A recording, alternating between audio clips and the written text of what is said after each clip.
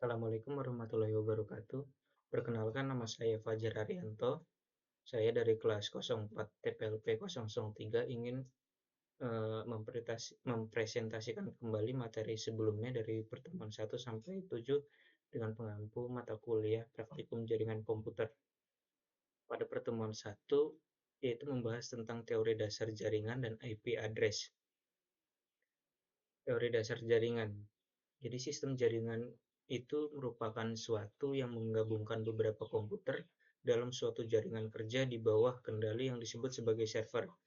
Pada dasarnya, jaringan komputer dibagi menjadi 3, yaitu ada LAN atau Local Area Network, yang kedua WAN, Wide Area Network, dan yang terakhir ada MAN, Metropolitan Area Network.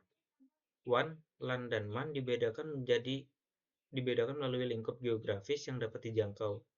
WAN dapat mencakup radius kerja antar gedung, sedangkan MAN ruang lingkupnya dapat mencakup radius kerja antar negara maupun antar benua. MAN mempunyai cakupan yang lebih luas dibandingkan dengan WAN dan LAN. Lalu IP address, yaitu merupakan sebuah alamat atau identitas numerik yang diberikan kepada sebuah perangkat agar dapat berkomunikasi dengan perangkat lain dalam suatu jaringan. Hal ini memungkinkan perangkat bisa mengirim serta menerima informasi yang didapat dari jaringan internet.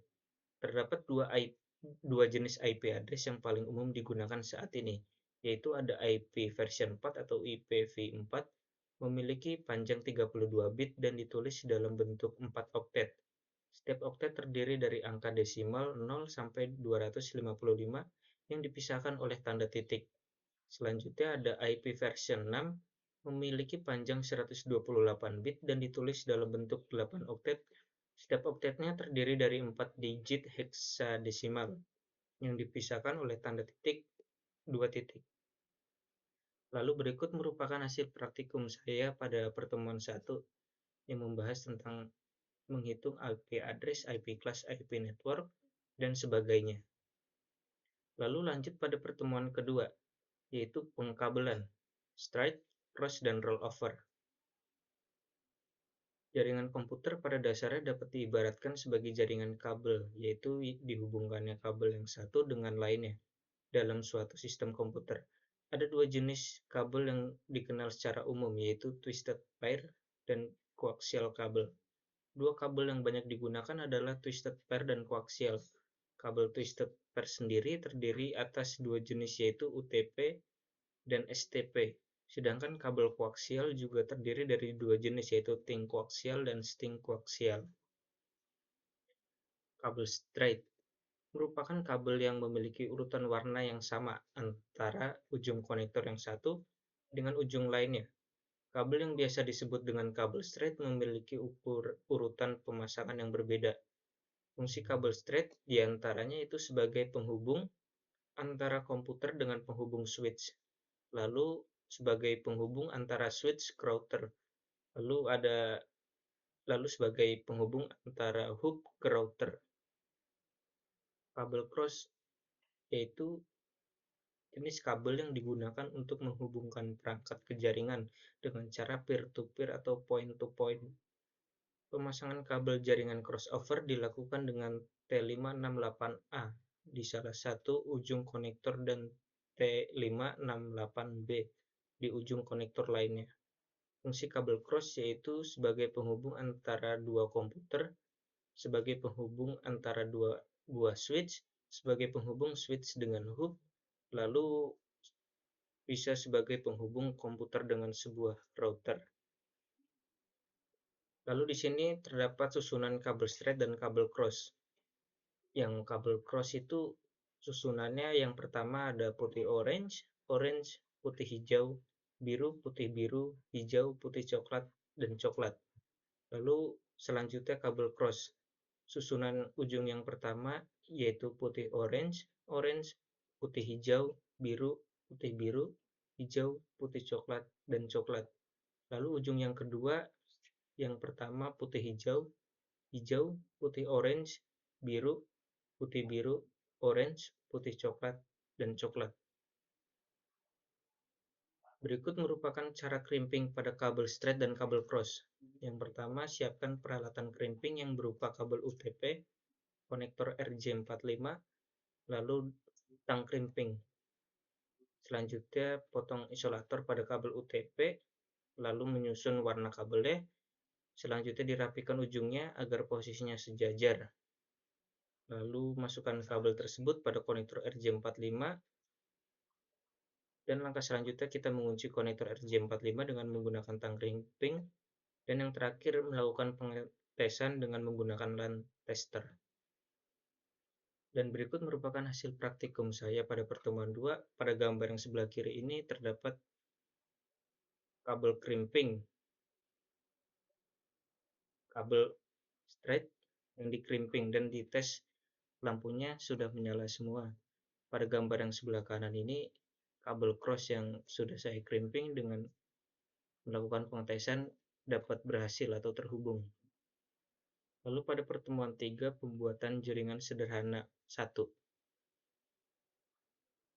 Teori dasarnya yaitu Cisco merupakan software yang sangat banyak digunakan dalam bidang komputer network untuk melakukan simulasi jaringan. Cisco sendiri ialah sebuah simulator untuk alat-alat jaringan. Cisco seringkali digunakan sebagai media pembelajaran dan penelitian, termasuk dalam bidang penelitian simulasi jaringan komputer. Lalu tugas pada praktikum pertemuan 3 ini pada studi kasus yang satu merupakan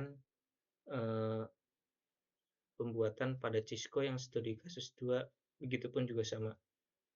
Untuk laporan jaringan pada studi kasus 1 dan 2. Studi kasus 1 menggunakan jenis jaringan client server. Pengertian client server sendiri ialah jaringan yang membolehkan jaringannya untuk memusatkan fungsi dan aplikasi dalam satu atau lebih server. Lalu pada studi kasus yang kedua, yaitu menggunakan Meraki dan Meraki server, sebagaimana yang akan digunakan untuk aliran data tertentu beserta alasannya. Semua perangkat atau end device yang terhubung dapat dikelola melalui interface dashboard yang berbasis cloud. Lalu media transmisi studi kasus yang pertama, terdapat sebuah media transmisi terpadu yang berupa kabel twisted pair yang berfungsi sebagai penghubung ke masing-masing perangkat yang berbeda. Media transmisi terpadu atau guided transmission dapat sendiri merupakan jaringan yang menggunakan sistem kabel. Lalu pada studi kasus yang kedua, itu terdapat dua media transmisi. Yang pertama yaitu guided transmission data untuk menghubungkan switch ke PC1, Meraki server ke switch 2960-24TT, dan Meraki MX65W security appliance ke PC0. Digunakan sebuah kabel yang bernama twisted pair bertipe straight sebagai penghubung ke masing-masing perangkat yang berbeda. Lalu yang kedua, unguided transmission data.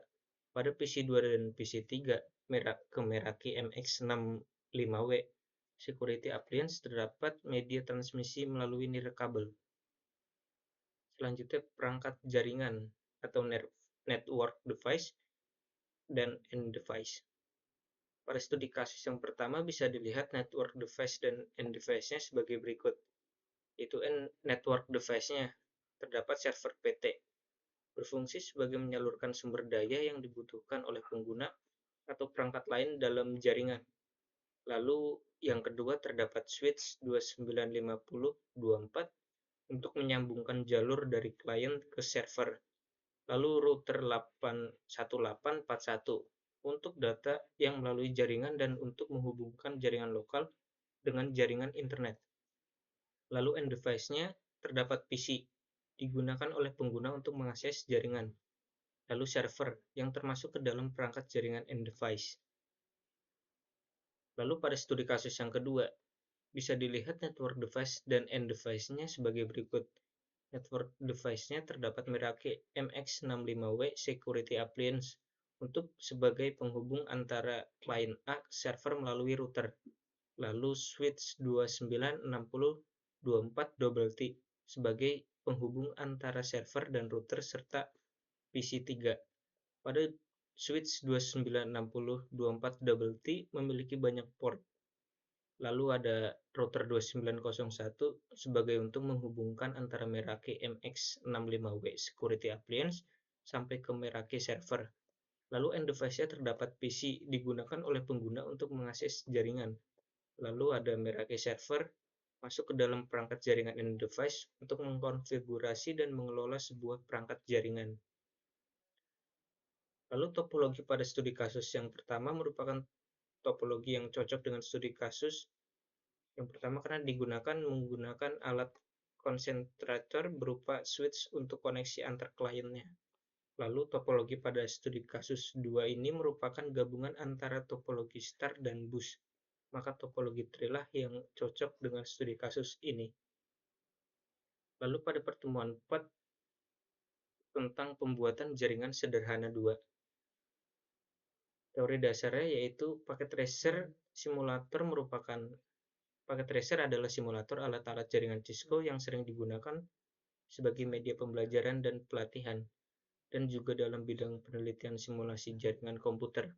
Program ini dibuat oleh Cisco System dan disediakan gratis untuk fakultas, siswa, dan alumni yang telah berpartisipasi di Cisco Network Academy. Tujuan utama paket tracer adalah untuk menyediakan alat bagi siswa dan pengajar agar dapat memahami prinsip jaringan komputer dan juga membangun skill di bidang alat-alat jaringan Cisco.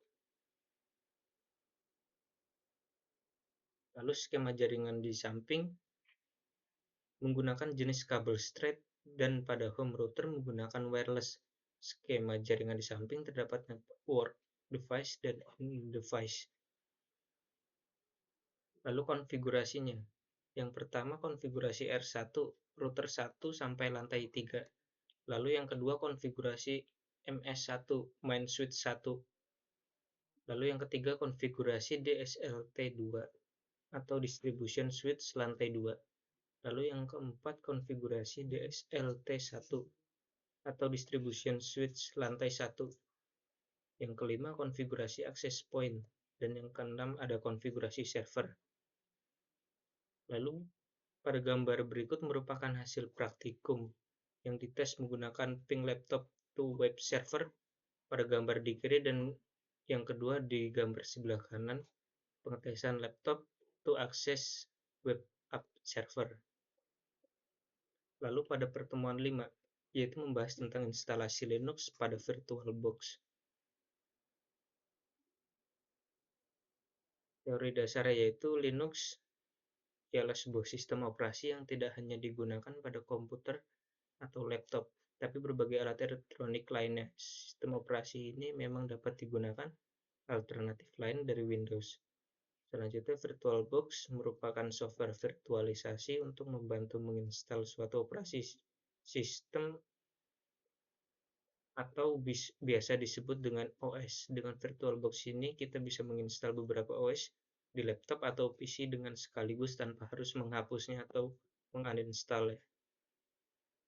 Lalu tahapan instalasi Linux Ubuntu versi 22.04 pada VirtualBox yaitu gambar yang pertama dengan menekan tombol Ctrl N maka kita akan membuat project lalu kita namakan sesuai yang kita inginkan. Lalu pada gambar yang kedua kita mengatur create virtual machine-nya. Lalu kita next. Lalu selanjutnya create virtual machine. Di sini kita mengaturnya dengan 20 GB. Lalu next pada langkah selanjutnya yaitu mengatur file ISO-nya, file OS-nya yang terdapat pada menu storage. Lalu kita mencarinya di mana kita mendownloadnya. Lalu kita pilih, lalu kita oke-kan. Langkah selanjutnya yaitu memilih network ya. Kita aturkan saja pilihannya sesuai pada langkah berikut. Lalu pada langkah berikutnya kita enterkan. Lalu kita pilih try or install Ubuntu server. Langkah berikutnya yaitu memilih bahasa. Kita memilih bahasa Inggris saja atau bahasa Indonesia juga bisa. Lalu pada langkah selanjutnya kita memilih konfigurasi keyboard dengan memakai layout English atau US. Langkah berikutnya yaitu choice type of install kita downkan saja atau kita enterkan, lalu networknya juga sama kita enterkan saja. Langkah berikutnya kita enterkan saja sampai konfigurasi Ubuntu Archive Miro, kita enterkan. Di sini pun juga sama, kita enterkan saja. Dan di sini terdapat profile setup, yaitu di sini kita diminta untuk mengisi nama, username, dan password. Langkah ini berfungsi sebagai kita untuk login nanti pada Ubuntu server. Lalu kita enter, lalu pada upgrade Ubuntu Pro, kita continue saja dan pilih ke skip for new. Lalu SSH setupnya kita iskan di install open SSH server dan kita enterkan. Pada langkah selanjutnya yaitu fitur server snaps, kita downkan saja. Pada langkah selanjutnya yang nomor 19, yaitu kita tinggal menunggu proses instalasi sampai selesai, sampai muncul reboot atau kita reboot sendiri. Lalu pada langkah yang ke-20 kita loginkan dengan langkah yang sebelumnya, yaitu yang tentang memasukkan username dan password, kita login di sini. Jika sudah berhasil, maka kita melakukan testing menggunakan CMD pada gambar yang sebelah kiri, dan pada gambar yang sebelah kanan ini kita menggunakan putih, yaitu aplikasi remote SSH. Jika sudah seperti ini testingnya, maka sudah berhasil penginstalan Ubuntu versi 22.04. Lalu pada pertemuan 6 dan 7, kita membahas tentang instalasi web server 1 dan 2. Pertemuan ini menjelaskan tentang cara atau tahapan membuat web server pada Ubuntu, yaitu termasuk Apache, MariaDB, PHP, PHPMyAdmin, Webmin, dan Certbot. Sebelum masuk ke proses instalasi akan dijelaskan sedikit fungsi dari web server yang akan diinstalkan, yaitu Apache, sebuah web server open source dan gratis yang mudah mengkonfigurasinya bagi pemula. Yaitu selanjutnya ada MariaDB yang digunakan untuk memproses sebuah data SQL dalam waktu yang bersamaan. Lalu ada PHP, bahasa pemrograman yang digunakan dalam pembuatan website bersama dengan CSS dan HTML. Lalu PHPMyAdmin untuk memudahkan pekerjaan dalam mengelola sebuah database MySQL. Lalu Webmin berfungsi untuk mengelola server dari jarak jauh. Dan yang terakhir ada Certbot, merupakan penyedia sebuah sertifikasi keamanan web Let's Encrypt. Tahapan membuat web server. Untuk membuat atau menginstal Apache Web Server, dimasukkan source code sebagai berikut. Dan setelah kita enterkan, maka akan muncul seperti ini. Dan jika sudah muncul seperti ini, maka Apache Web Server pun sudah dapat berfungsi atau sudah dapat diinstal. Dan pada gambar yang sebelah kanan ini kita coba testing menggunakan web browser. Dengan memasukkan IP address kita, maka akan muncul seperti ini. Lalu yang kedua, install DBMS MariaDB 10.3, yaitu dengan memasukkan source code seperti berikut: sudo apt install software properties common y sampai selesai. Lalu jika kita loginkan dengan root MariaDB MySQL to root p, maka akan muncul sebagai berikut. Dan jika sudah muncul seperti ini, maka proses instalasi DBMS MariaDB sudah berhasil dilakukan. Lalu yang ketiga, install PHP package dengan memasukkan program berikut: sudo apt install php sampai selesai. Lalu di sini juga akan menginstal WordPress dan module dengan memasukkan source code berikut, file info PHP-nya juga jangan lupa. Lalu kita mengetes pada web browser dengan keyword seperti ini, maka akan muncul seperti ini pada gambar berikut. Jika sudah, kita install phpMyAdmin dengan memasukkan source kode di bawahnya, lalu kita mencoba testingkan pada web browser dengan keyword seperti ini, dan contohnya seperti ini. Lalu kita enterkan, maka akan muncul seperti ini. Kita diminta untuk login. Kita loginnya menggunakan username root dan password yang sudah dimasukkan pada install Ubuntu server tadi. Lalu akan muncul tampilan seperti ini pada phpMyAdmin, maka sudah berhasil diinstal. Lalu langkah yang kelima yaitu install webmin, yaitu dengan memasukkan source di bawahnya.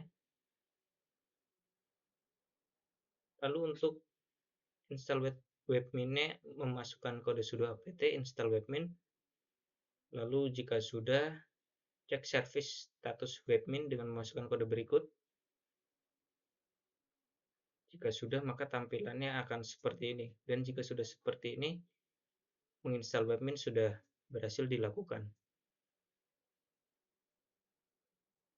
Lalu di sini kita mencoba tes di web browser dengan keywords https IP address port